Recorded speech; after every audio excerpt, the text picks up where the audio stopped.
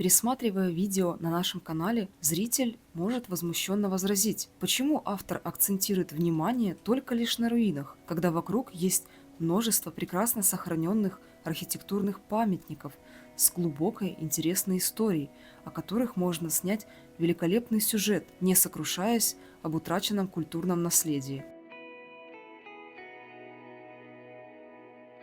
Но от чего же одни сооружения заслуживают быть народным достоянием и объектом туристического внимания, а другие доживают свой век, превращаясь в прах былого величия? Петляя извилистыми улочками села Новый Быков Черниговской области и все более отдаляясь от основной дороги, мы, наконец, находим искомое строение – резиденцию барона Мейендорфа. Усадьба находится в низине, недалеко от реки Супой, отделяющей Новый Быков от Старого Быкова.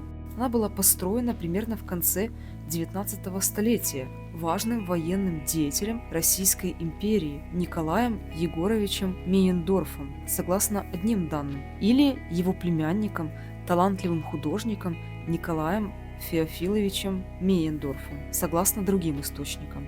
Учитывая, что второй был слишком юн к концу XIX столетия, то, вероятно, именно Николай Егорович был инициатором постройки усадьбы, уже находясь в отставке и будучи в почтенном возрасте.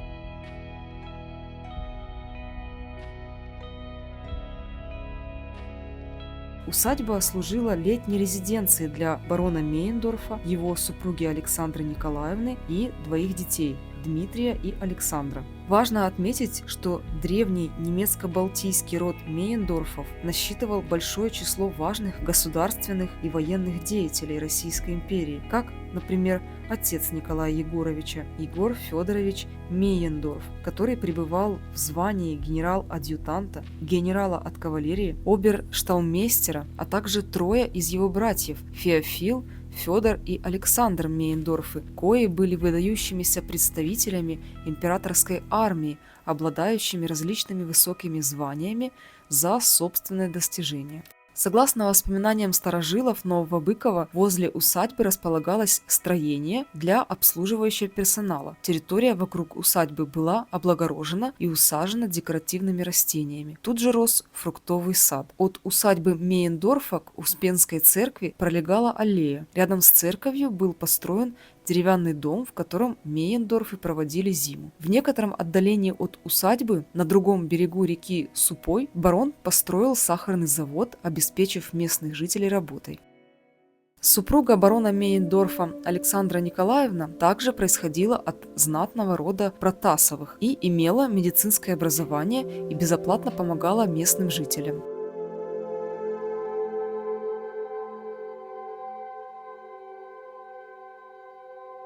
Усадьба Мейендорфа отдаленно напоминает средневековый замок, выполненный в строгом лаконичном виде без излишеств, с элементами неоготики.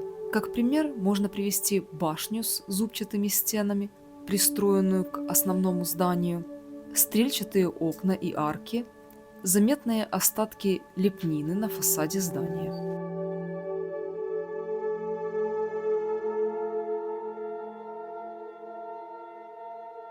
Строение имеет прямоугольную форму с удлиненной частью, образующую переднюю комнату с лестницей, ведущей на второй этаж здания. Усадьба поделена на небольшие комнаты с преобладающими арочными проемами в окнах и дверях. Внутри состояние помещения весьма удручающее. Облезлые стены с потолками, на которых виднеются следы лепнины, прямо-таки кучи песка и разного хлама, занимающие почти все пространство комнат.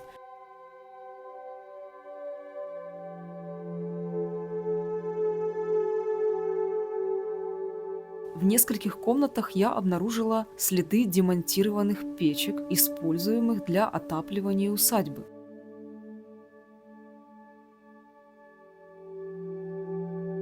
Полагаю, что внутри здание могло перестраиваться за свою более чем столетнюю историю существования. Тем более, что усадьба была переоборудована под квартиры при Советском Союзе. Здесь в свое время вполне могли проживать работники сахарного завода после того, как он был национализирован советской властью.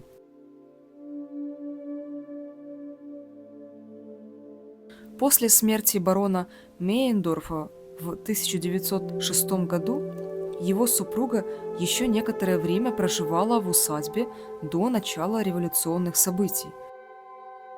В 1917 году Александра Николаевна покидает навсегда Новый Быков, переехав в Киев с частью имущества. Вещи, которые остались от семейства Мейендорфов, были растащены местными жителями.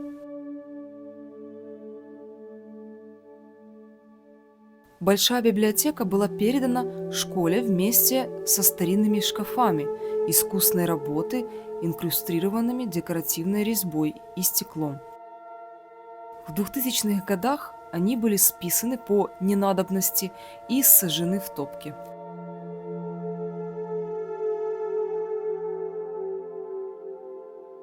На втором этаже некто аккуратно сложил кирпичи, скорее всего, из упоминаемых разобранных печек, и оградил часть комнат весьма нетривиальным способом, возможно, опасаясь кражи имущества.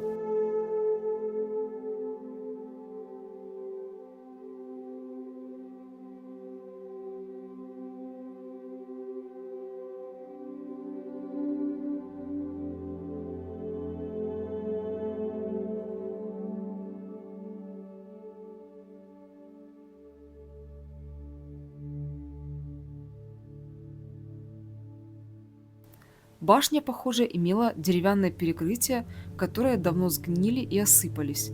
Говорят, что барон Мейендорф любил наблюдать за звездами из своей усадьбы и для этого соорудил башню в качестве обсерватории.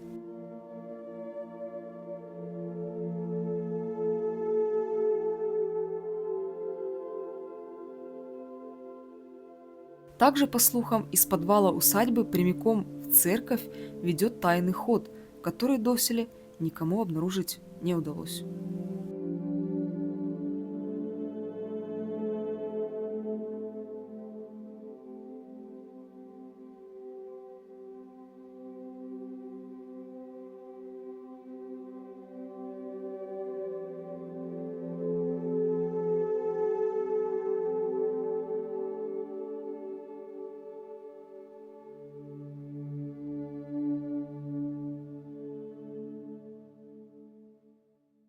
Так нынче выглядит Новобыковский сахарный завод, который практически за 20 лет с момента банкротства и закрытия в 2007 году почти сравнялся с землей.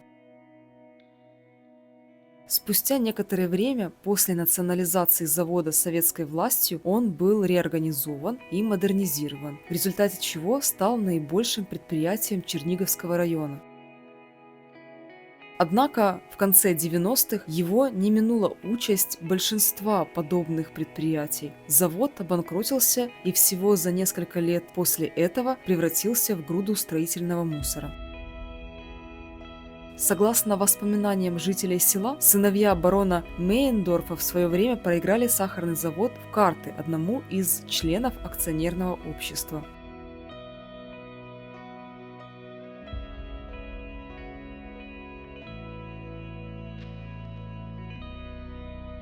Ныне огромная территория, на которой располагаются руины завода, обильно заросла деревьями и травой. Лишь две огромных трубы до сих пор напоминают о былой производственной мощи Новобыковского сахарного завода, одиноко торчащих из земли на некотором расстоянии одна от другой.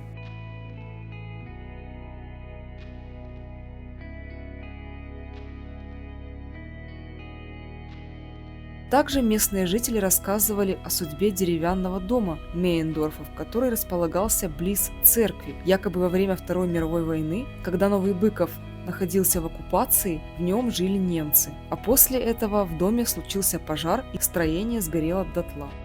Сейчас уже невозможно разглядеть остатки аллеи, ведущей от летней резиденции Мейендорфов к церкви.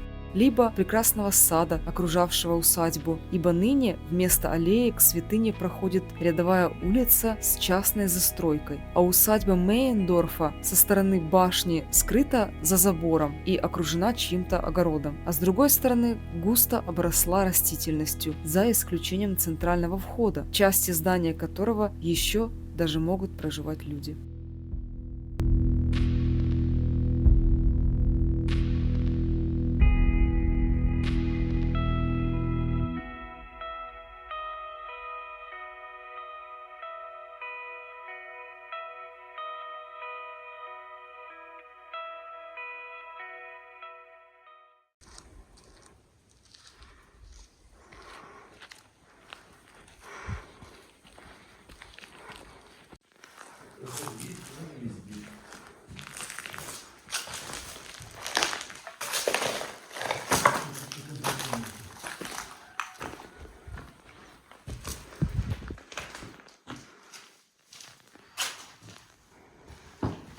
Там нема ничего? Просто